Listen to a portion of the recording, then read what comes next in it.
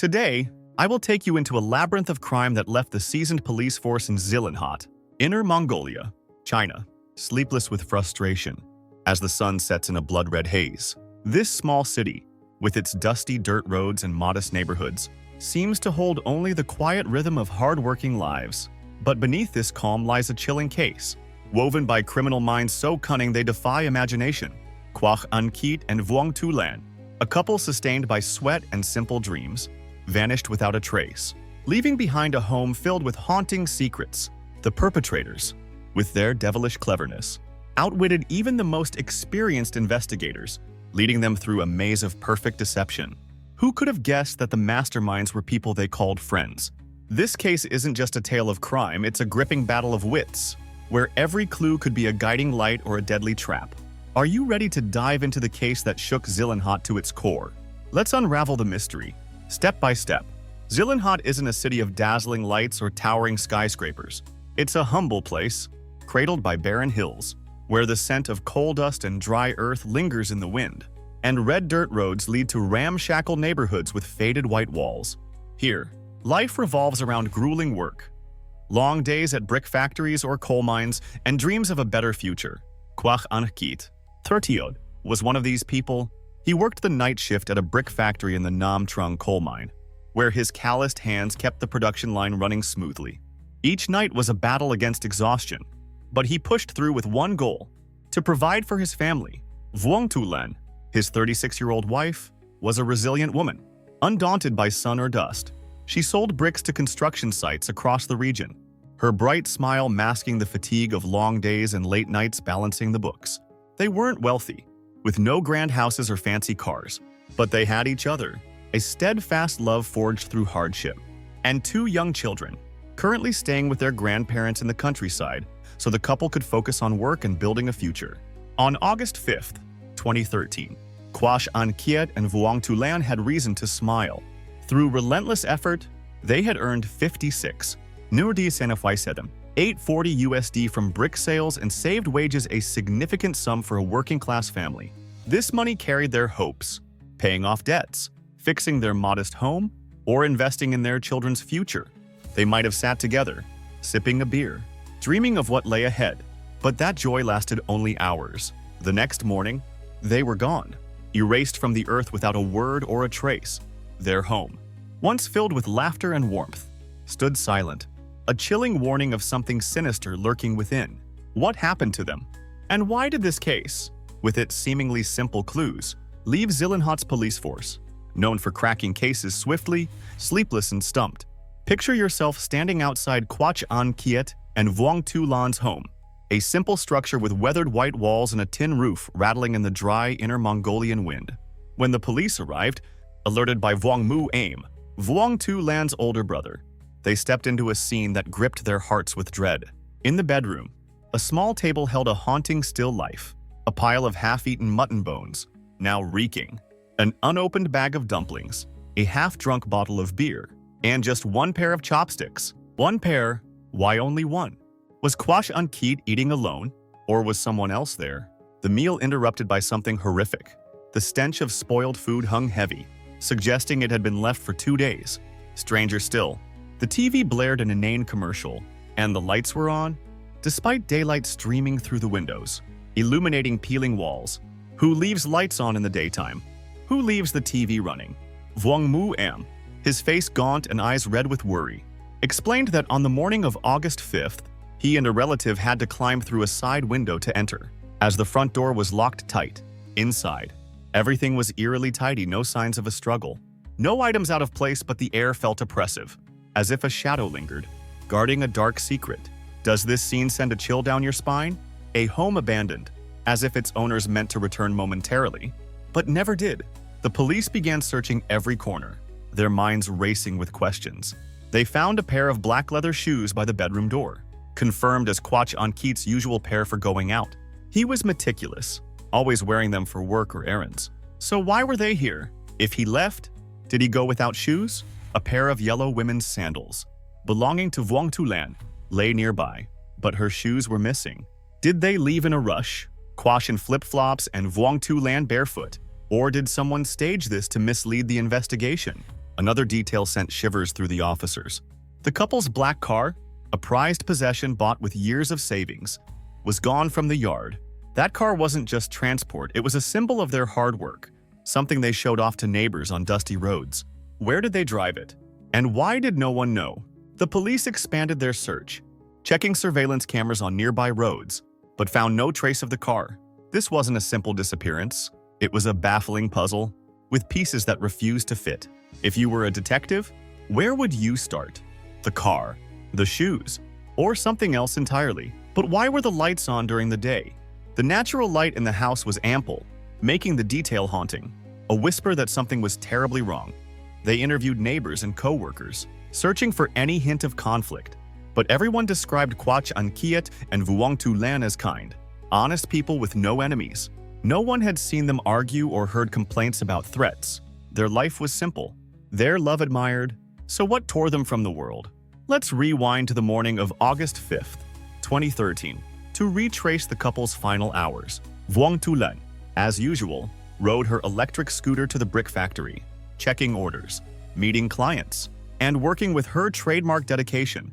She moved among stacks of red bricks under the scorching sun, chatting with drivers and site managers, her smile unwavering despite sweat-soaked clothes. She returned home around noon, likely to prepare lunch or rest before a busy afternoon. Meanwhile, Quach An Kiet had a busier day. Around 9 a.m., he drove his black car into downtown Zillenhot, possibly for a meeting or errand. By 11, he was back at the brick factory, working with his usual focus. There, he gave a female coworker a ride home, a kind gesture he often made without thought. Then he drove home, likely to eat and rest with his wife. Everything seemed normal, with no hint of the storm to come. A neighbor, Le Chiem Thung, later told police that around noon, he saw Quach An Kiet and Vuong Tu Lan strolling in their yard, laughing happily. They looked like a content couple, free of worry, no signs of trouble, nothing to suggest that hours later, they'd vanish forever. But in that brief window, from noon to 3 p.m., something horrific happened. Their phones went dead. No messages, no traces. Do you feel the mystery thickening? What could have happened in those few hours to erase an entire family? The police zeroed in on the 56 Nuhiusin Y7, 840 USD Quach An Kiet and Vuong Tu Lan had earned for a working-class family. This was a fortune, enough to tempt anyone who knew about it.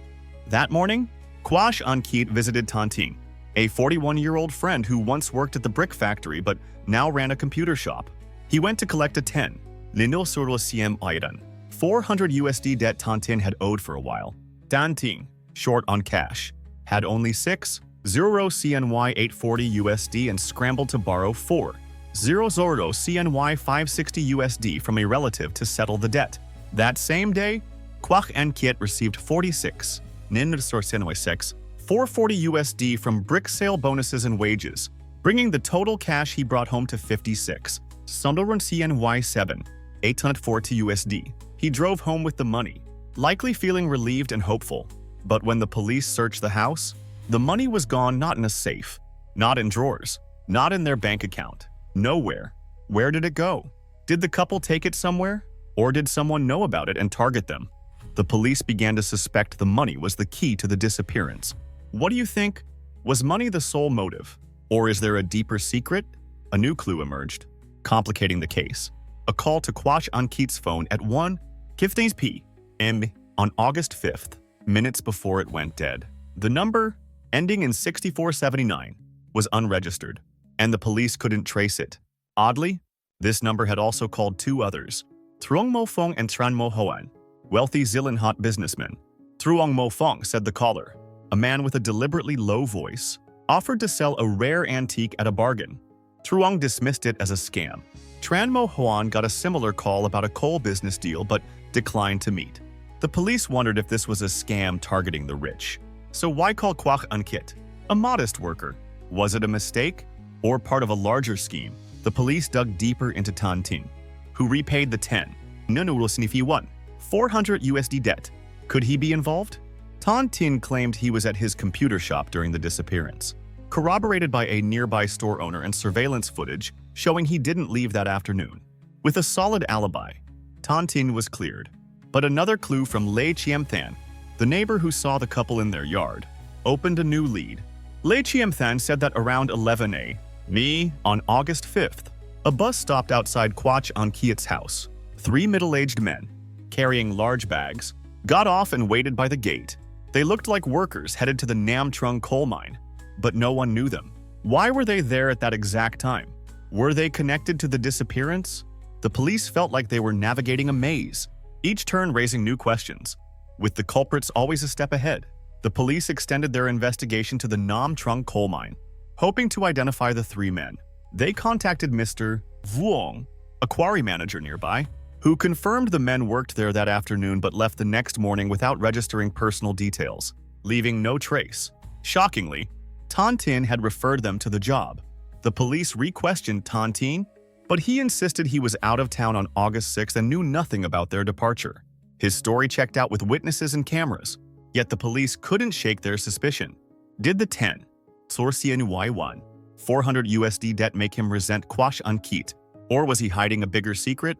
They felt like they were playing chess with an invisible opponent, each move anticipated and countered. Do you think Tan Tin is innocent, or playing a clever game? Meanwhile, the police identified 2 other potential suspects, Vuong Thien Ni and Lam Quang, who knew about the 46 Norul Sianiwaishix, $440 USD from the brick sales. Vuong Thien Ni had ties to Truong Mo Fong and Tran Mo Huan, making the police wonder if he was behind the 6479 calls. They questioned both, but when Truong Mo Fong and Tran Mo Huan heard Vuong Thien Ni's voice, they confirmed it wasn't the callers. With alibis and no direct links, Vuong Thien Ni and Lam Quang were released, but the police tailed them, suspecting they were hiding something. Then, something odd happened. That evening, Vuong Thien Ni and Lam Quang drove around the police station 3 times, as if watching or testing something. They repeated this the next night, heightening suspicion. What were they doing? Were they involved? Or was it a coincidence? If you were the police, would you keep tailing them or shift focus? 6 days after Quach Ankiet and Vuong Tu Lan vanished, the investigation remained stalled. The 3 workers were untraceable. The 6479 number a dead end, and Vuong Thien Ni and Lam Quang's odd behavior only muddied the waters. The police felt like they were chasing ghosts, each clue leading to another dead end. Yet this gridlock highlighted the culprits' brilliance, hiding their tracks so perfectly that even Zealandhot's seasoned detectives were stumped. They knew somewhere out there, a cunning mind was mocking their efforts, and they were determined not to let it win. Do you feel the culprits are always one step ahead? Will the next clue be a breakthrough or another trap? The Zealandhot police, seasoned in tackling complex cases, felt trapped in a labyrinth with no exit. 6 days since Quach Ankit and Vuong Tu Lan vanished, they'd chased dozens of leads and questioned countless witnesses, but each step seemed to lead to a new dead end. The 3 mysterious workers remained untraceable. The phone number ending in 6479 was an unsolved riddle, and Vuong Thien Ni and Lam Quang's strange behavior only deepened the confusion. The culprits, with terrifying cunning, seemed to have anticipated every move, from misdirecting the police to erasing their tracks flawlessly. But the investigators refused to give up. They knew that somewhere in this chaos of clues, a single thread would lead to the truth. They needed patience, sharpness, and a touch of luck. The police put Vuong Thien Ni and Lam Quang under discreet surveillance, scrutinizing their finances, phone records, and connections, hoping for a slip-up. Then, a new detail fueled their suspicion. Lam Quang, who scraped by on a 3.0 CNY 420 USD monthly wage, suddenly became flush with cash. He paid off debts, treated friends to meals, and bought a new phone expenses far beyond his means. When questioned, he claimed Vuong Thien Ni lent him 15 Snoodle Loro Sinistdi, 100 USD, but Vuong Thien Ni said he only lent 10 Nenusora CNV at Shathersud USD. This discrepancy suggested they were hiding an illicit cash source. Under intense questioning, they confessed they'd won money at an underground casino outside Zealandhot after a brick sale and lied to avoid scrutiny over illegal gambling. The police verified this with casino witnesses, and yet another promising lead fizzled out. But this dead end only underscored the culprit's brilliance, wasting police time on shadows. As the investigation stalled, the police revisited the 6479 number, the one clue tying the case's loose ends. It called Quach Ankiet at 1 Kemfridipi M. On August 5th, just before his phone died, and also reached Truong Mo Fong and Tran Mo Huan with shady business offers. The police requested more data from the carriers, but the results were grim. 6479 was a temporary SIM, unregistered, and deactivated after August 5th. This showed the culprits were not only cautious but methodical, erasing digital traces. Why call Kwak Anket? Truong Mo Fong and Tran Mo Huan were wealthy, prime scam targets. But Kwak Anket was a humble worker with only the recent 56. No CNY 7, 840 USD. Was the call a mistake or a deliberate lure for the money? The police began to suspect the call was no accident but part of a calculated plan. The police felt mounting pressure from Zillenhot's community. News of the disappearance spread, and residents, used to the city's calm, grew panicked. Whispers of a criminal gang, a revenge plot, or even a serial killer circulated. The investigators knew they needed a breakthrough to break the deadlock. Then, on the 7th day, a glimmer of hope emerged. A traffic patrol in Baotou, 200 km from Zillenhot, reported finding a black car abandoned under a remote bridge. The license plate was removed, but the engine number and details confirmed it was Kwak Anket and Vuong Tu Lan's car. The Zillenhot police rushed to the scene, hearts pounding with hope that they'd found a critical piece. The Baotou bridge was desolate, surrounded by scorched grasslands, its concrete pillars stained and the riverbed below dry. The black car sat tilted in a thicket, windows caked with dust, as if abandoned for days. The police searched meticulously but found no blood, clear fingerprints, or signs of a struggle inside. However, on the passenger side floor mat, they discovered several cigarette butts. A cheap brand Kwak Anket never smoked. He didn't smoke at all, nor did Vuong Tu Lan. Whose were they? The police collected them for DNA analysis, hoping they'd reveal who drove the car here. While awaiting results, they scoured the area around the bridge, checking bushes and crevices, but found only sand and wind. Yet one detail stood out: the car's placement, as if someone tried to hide it but wasn't thorough enough. Was this the culprit's first mistake? If you were the police, would you focus on the DNA or expand the search around the bridge?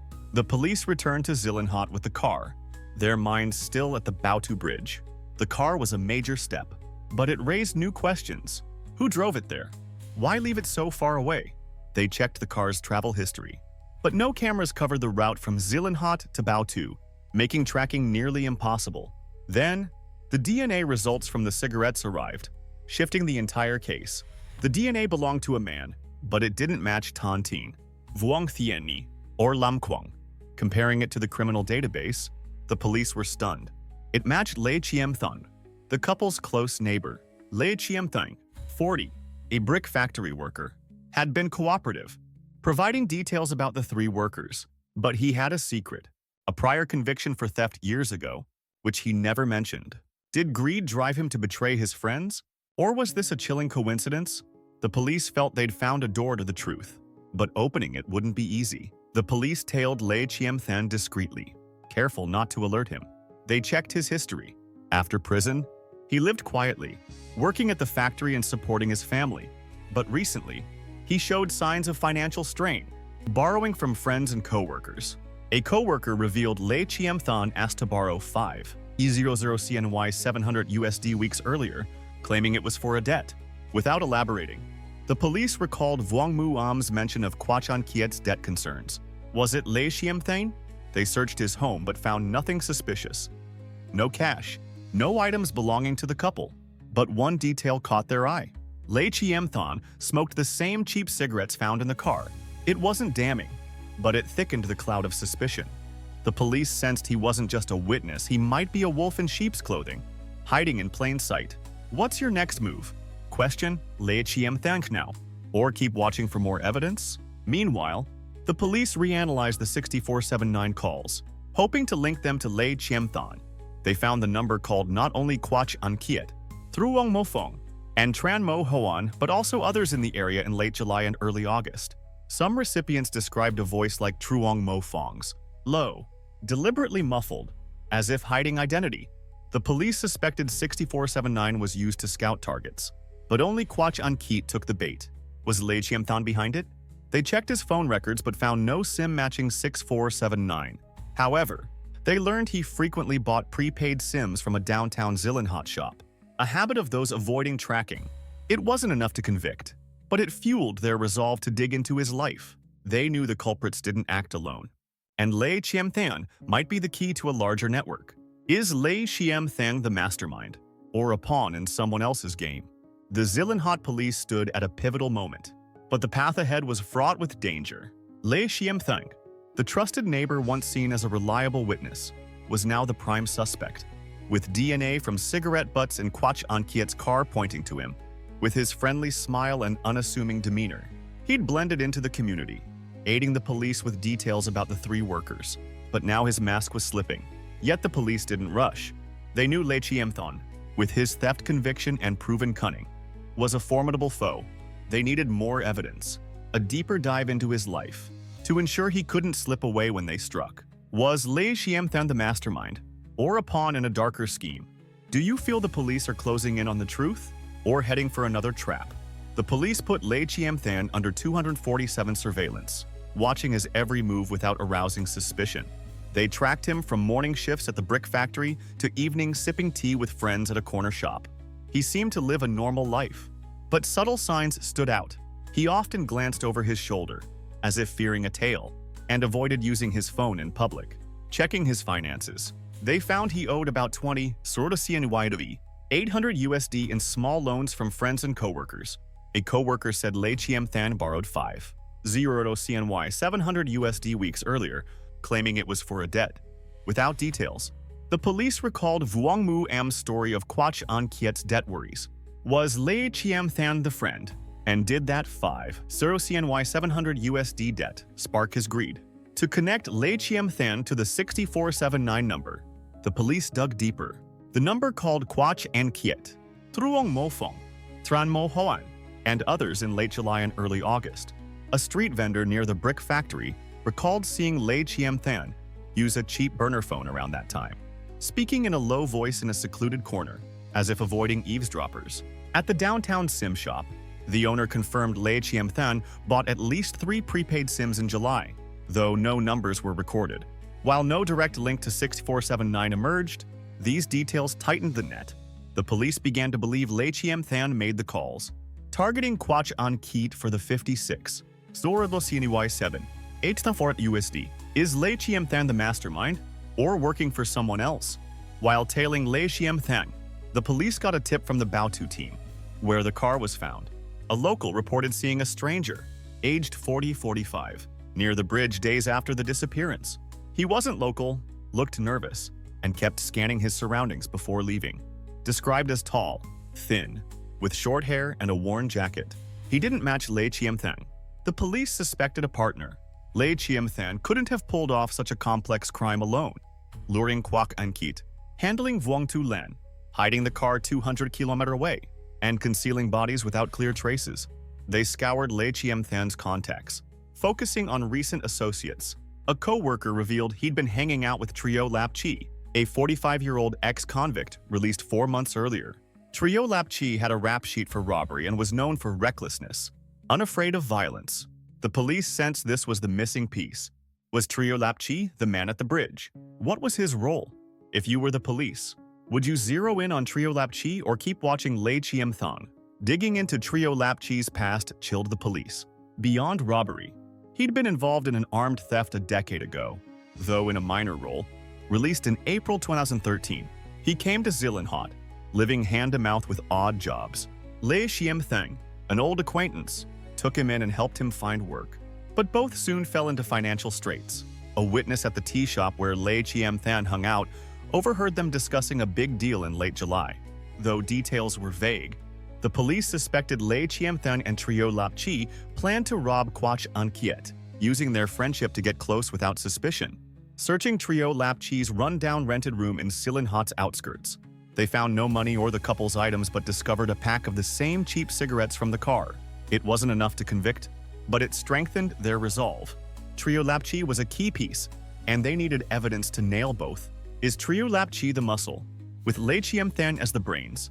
A major break came on August 20th, when the police learned Lei Chiam-than had rented an abandoned house on August 2nd, claiming it was for a friend.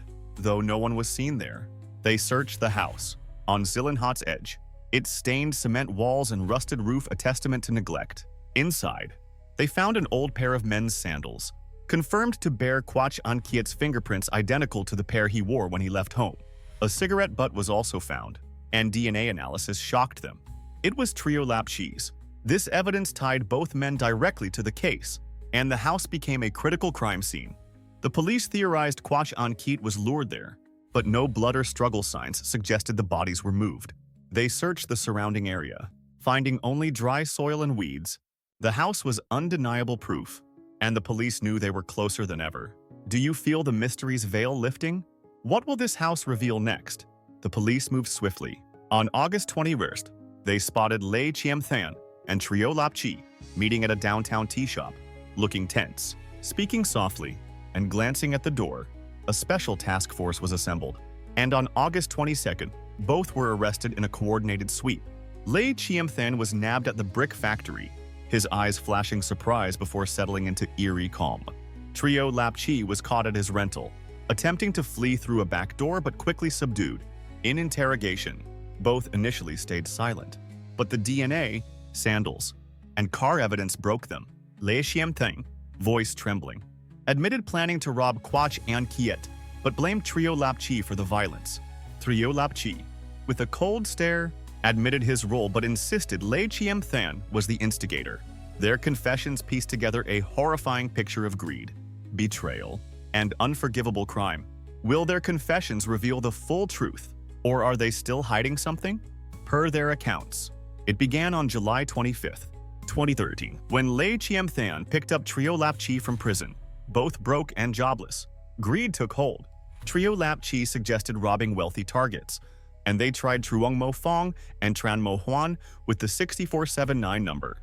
But when those failed, Lei Chiam-than targeted Quach An Kiet, knowing he'd just earned 56. Neuronal CNY7, ATAL 40 USD. Lei Chiam-than owed Quach An Kiet Fang, Zeruro CNY 700 USD, and knew he'd trust a debt repayment meeting.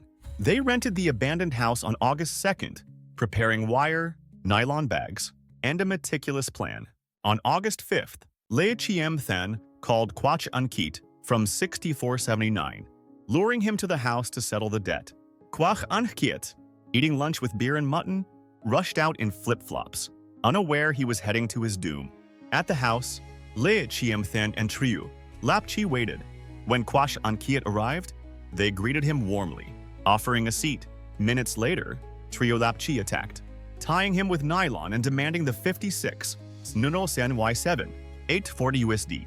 Quach An Kiet, panicked, begged for his life, saying the money was in his car at home. Lei Chiam-than ordered Trio Lapchi to strangle him with wire, and within minutes, Quach An Kiet was dead, eyes wide with terror. But their plan wasn't done. Knowing Vuong Tu Lan would grow suspicious, Lei Chiam-than called her, pretending Quach An Kiet was drunk and needed picking up. Vuong Tu Lan, trusting her neighbor, rushed to the house. As she entered, Trio Lapchi repeated the brutal act, strangling her with wire, ending the life of a woman who trusted them. They searched the car, took the 56 Nurnalo CNY7, 840 USD, buried the bodies under the Baotu Bridge in nylon bags, and left the car after removing the plates. They thought their plan was perfect, that the bodies would stay hidden, and they'd escape justice. They were wrong. Does their cruelty chill you? How could a friend do this? With their confessions, the police searched under the Baotu Bridge. After hours digging through dry soil and dust, they found Quach An Kiet and Vuong Tu Lan's bodies, wrapped in nylon and shallowly buried. The sight shook even veteran investigators. Their hearts heavy with the crime's brutality, autopsies confirmed death by strangulation. With wire marks matching Trio Lapchi's description, the police found personal items, including an empty wallet and Vuong Tu Lan's small wedding ring, the last remnants of a stolen life. Vuong Mu Am, informed of the discovery, collapsed, tears streaming down his weathered face, grieving his sister and brother-in-law's cruel fate. Zilanhot reeled. Residents who saw Lei Chiam-than as a kind neighbor now viewing him with disgust. Can justice heal this pain, or will the scar linger forever? The police tied up loose ends, revisiting the three workers Tan Tin referred. After days of tracking, they found them at another city's quarry, confirming they were short-term laborers with no case ties. Tan Tin, though indirectly linked, was cleared. They searched for the 56 CNY7, 8 USD, finding only 10. CNY bond, 400 USD in Trio Lap Cheese Room. Lei Chiam Than admitted they spent most of it on debts and personal expenses, a confession that enraged the police. They'd taken 2 lives for greed, and the money was gone like dust. The case was sent to the High People's Court, confident justice would prevail, but a heavy sadness lingered, knowing nothing could bring the couple back. This case is more than a crime story, it's a painful lesson about trust and greed. Quach An Kiet and Vuong Tulan, with open hearts, saw Lei Chiam Than as a friend, a reliable neighbor. They never imagined their trust would lead to darkness. Zillenhot's community, once cozy with evening chats on porches, now looks at each other warily, wondering who they can truly trust. The police, though successful, carry regret, wondering if they could have acted faster to prevent tragedy. This case reminds us that kindness is a flame that warms life, but it must be paired with caution. A friendly smile can hide a sharp knife, and a promise of debt repayment can be a trap to death. Have you ever misplaced trust or struggled to balance kindness with caution? Think about it, and share your story in the comments. I'd love to hear your thoughts. As the interrogation room's lights dim, Lei Chiam Than and Triu Lap Chi, cold-eyed criminals, are led away in handcuffs from Zillenhot, facing an unforgiving sentence. On April 13, 2015, the High People's Court sentenced both to death for robbery and murder, ensuring they paid for the brutal crime that stole Quach An Kiet and Vuong Tulan's lives. Justice was served, but the pain remains, a scar on the community's heart. This couple, with warm hearts and humble dreams, was lost to a moment of misplaced trust in a trusted neighbor. This case is not just a tragedy but a searing lesson. Kindness is a flame that warms life, but without vigilance, it can lead to darkness. Keep your heart generous, but your eyes sharp to spot smiles hiding dark intent. What do you think of Quach An Kiet and Vuong Tulan's fate? Have you ever weighed trust against caution? Share your story in the comments, I'd love to hear from you. If this case gripped you, hit the like button to support us, subscribe today, and ring the bell to join us for more thrilling mysteries. We'll keep uncovering stories that make your heart race. Thanks for watching, and see you in the next video.